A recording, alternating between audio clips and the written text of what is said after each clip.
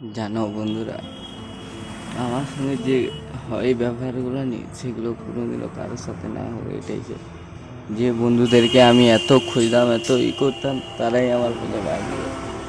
যে মেয়েটাকে আমি ভালোবাসি, তার বাড়ির পাশে একজন বন্ধু আছে, সেই বন্ধু বলতেছে মেয়েটাকে ছেড়ে দিয়ে অন্য ছেনা ওকে ভালোবাসে, কিন্তু মেয়েটা আমাকে ভালোবাসে। তো তোমরা সবাই, এবার সেই মেয়ে ছেনা বলতেছে যে আমি তোমাকে ছাড়া থাকতে পারবো না। আর এদিকে ছেনাগুলো আর কিছু বলার নেই, এতই যে বন্ধুর মতো বাঁ ঢুকায়। তারা বলে যে মেয়েটা ভালো নয়, আর মেয়েটার কাছে যে বলতেছে ছেনাটা ভালো নয়। এবার কি করবো বলো?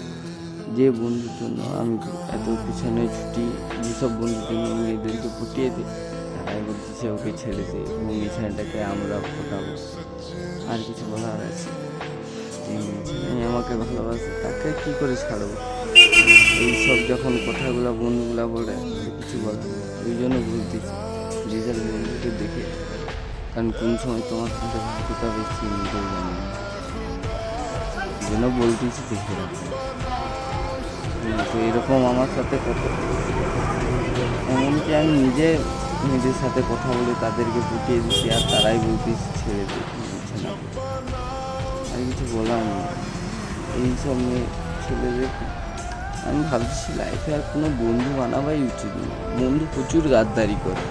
যেসব বন্ধু যাদের ভালো তাদের ভালো, কাছে ভালো, তারা জীবনের প্রাণ দেবে, কিন্তু আমার বন্ধুরা একদম বিপদের সময় থাকবে না, সুখের সময় থাকবে। তাই বলতে সবাই দেখে থাকে।